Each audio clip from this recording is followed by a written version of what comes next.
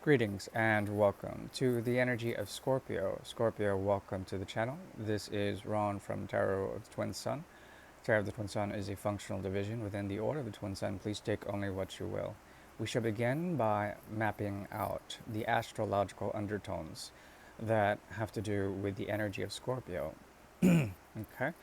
And the original ruler of Scorpio is Mars.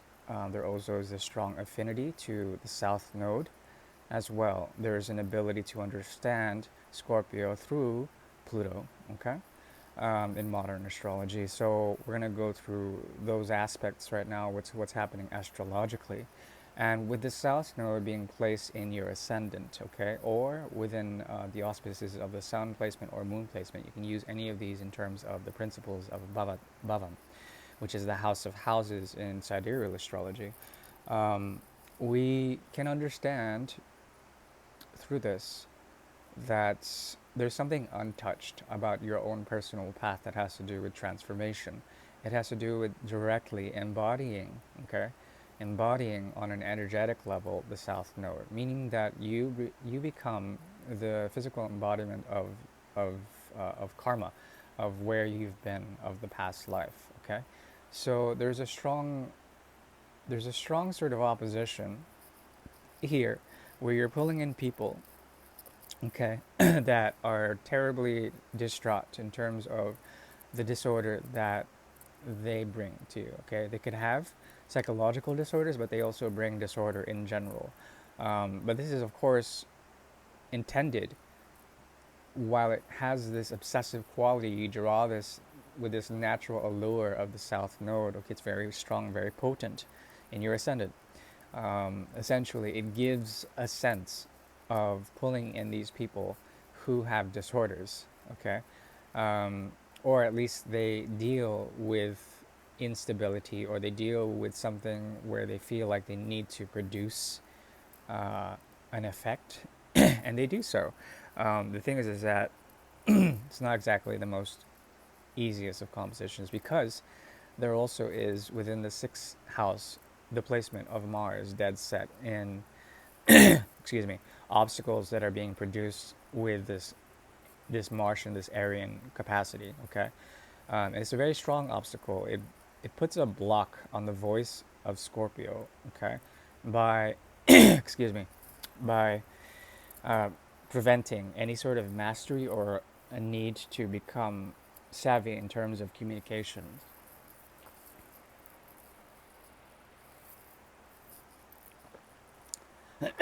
Excuse me.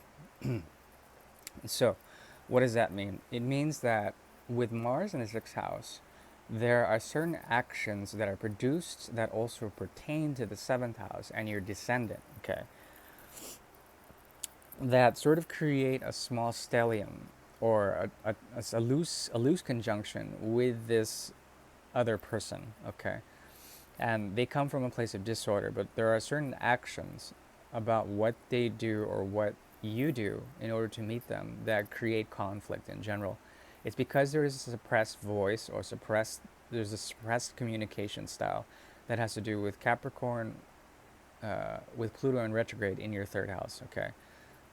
Meaning that there's something about what you can hold on to that is going through a slow transformation that has to do with a breakthrough in terms of the mind, the principles of the mind or intelligence in general.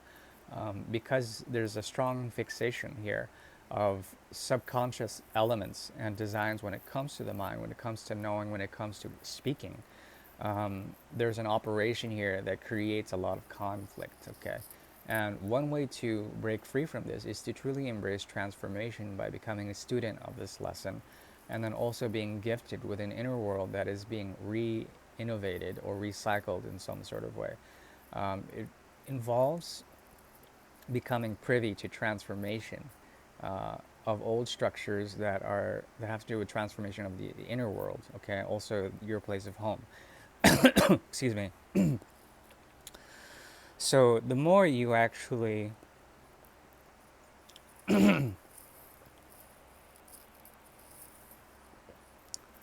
the more you actually sort of produce effects in the home space or your own inner world, where you become patient enough to learn the lesson or the gift of Saturn in Aquarius in your fourth house, there's a possibility to embrace innovation, to embrace the future, okay? Which is something that may be feared, something that through the mystery of fear, you may learn to become a disciplinary sort of learner in all of this, okay? So it's a rather complicated and sort of convoluted way of seeing things in terms of your relation to this other person and its sort of past life for the strong polarization of commitment, obsession, and trying to diffuse that in some sort of way. But what I'm seeing here is that the actions that you take less of become more of an effect. Or the actions that you just do in order to just get through it and to work hard on something when it comes to a relationship with another, um, it requires a great deal of passion. And in that passion, there is a mystery that evolves that has to do with the restructuring of the mind, okay, and the restructuring of the subconscious realm to bring forward innovation, okay, when it comes to all of this. And that's the best I can do for now. We're going to move directly into the tarot segment. Um, I'd like to begin with a bit of a karmic reading. Please subscribe if you will.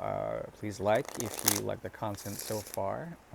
This next segment and the following, which is the Great Mirror, will encompass some of the karmic energies, the actions and the inactions that occur between Scorpio and a significant other. Let's see here. What is the gift?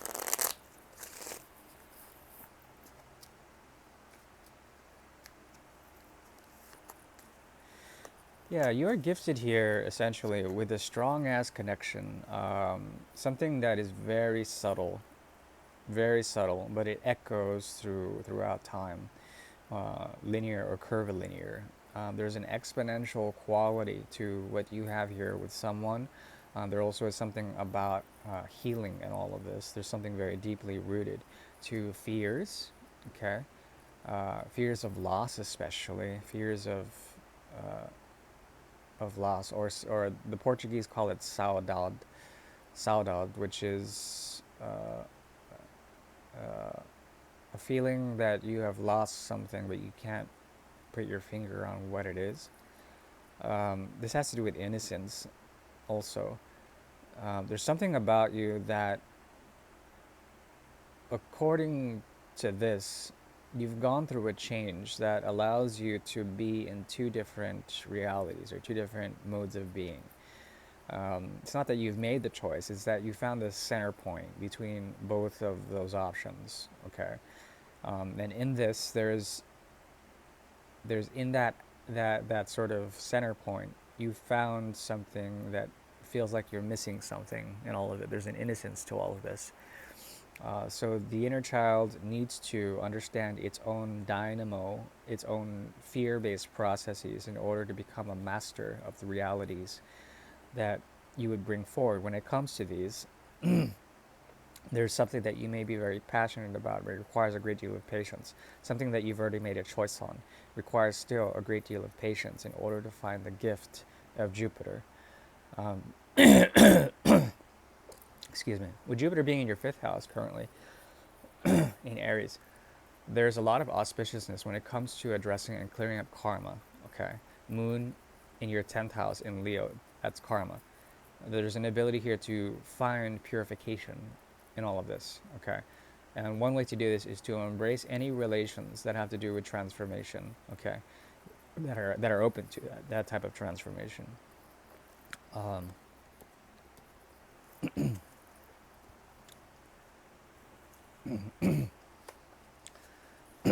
okay, so now we shall move into the primary reading, which is the Great Mirror.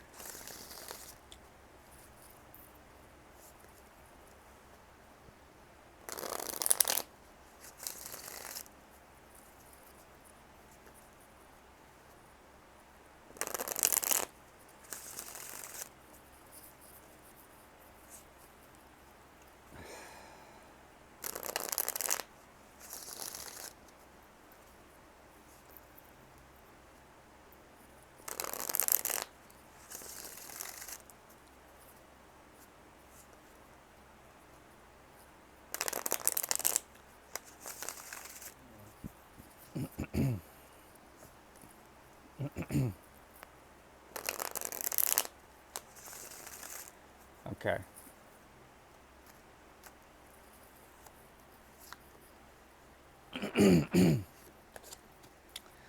You're being seen as someone who can be used in some sort of way, or at least you have a function. The thing is that in this, the seventh house is very much activated, meaning that you can reflect some of the disorder or the chaos that someone else feels. At the same time, I'm not putting you in any sort of derogatory or negative light. Um, you're useful, and that's basically how they see you. There's also something about you where you would move away from this type of connection. You would be drawn to it, but you would still move away from it. Therein lies this sort of disorder. Um, there's also something about the way you see them that has gone through a process of deep ego death, um, where they felt almost like the closure of a cycle. There's an impulsive design to this, Bien standant en la fin, which has to do with the three of rods in reverse. Something about the latent effects of Jupiter, something about transformation of karma, something about you also embodying what you desire, a strong need to drink from their cup.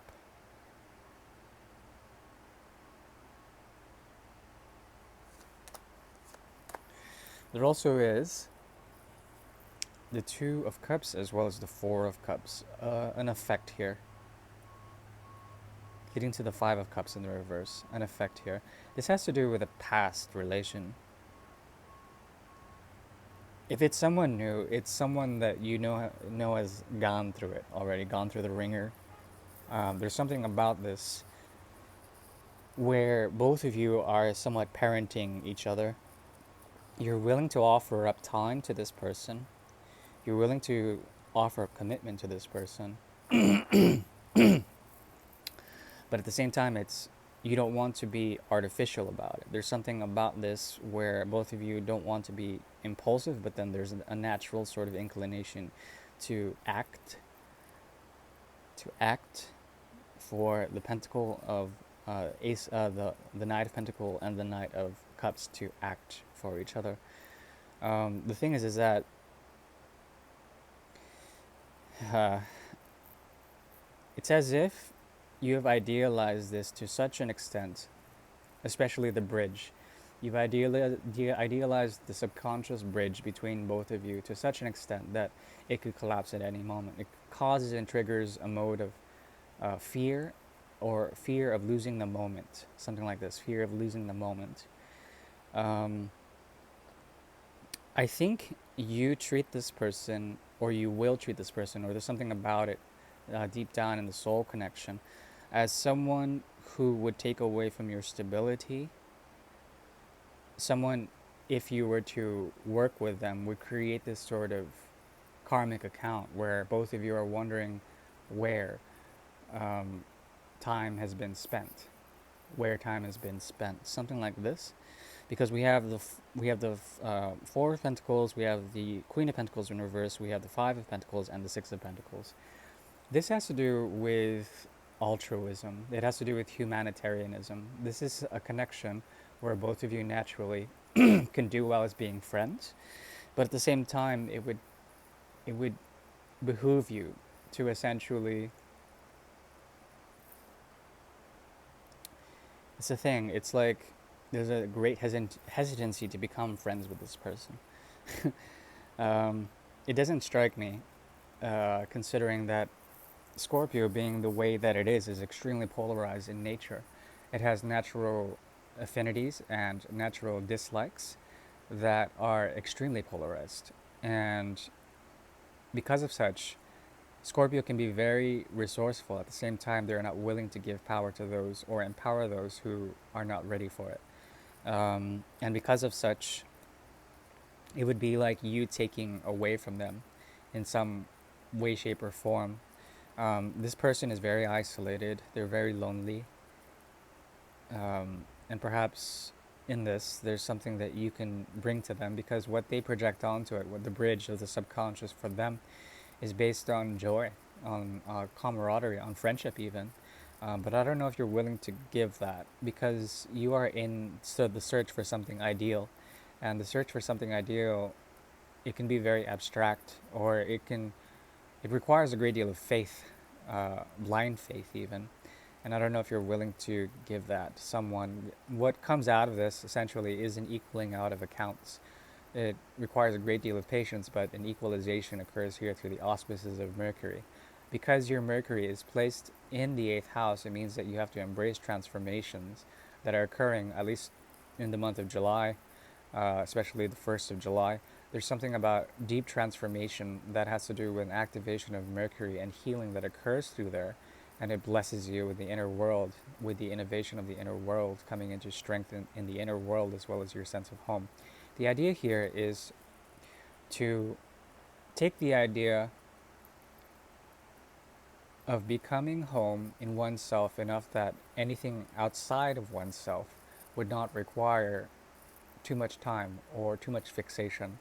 The idea here is to not fixate and to become a sort of broadside in your existence, okay, in which you would approach things in equal manner, equal distance, okay. That is the best I can do. I need to take a break, and yeah, wishing you well for July. Happy solstice and happy solar Cancer season. Um,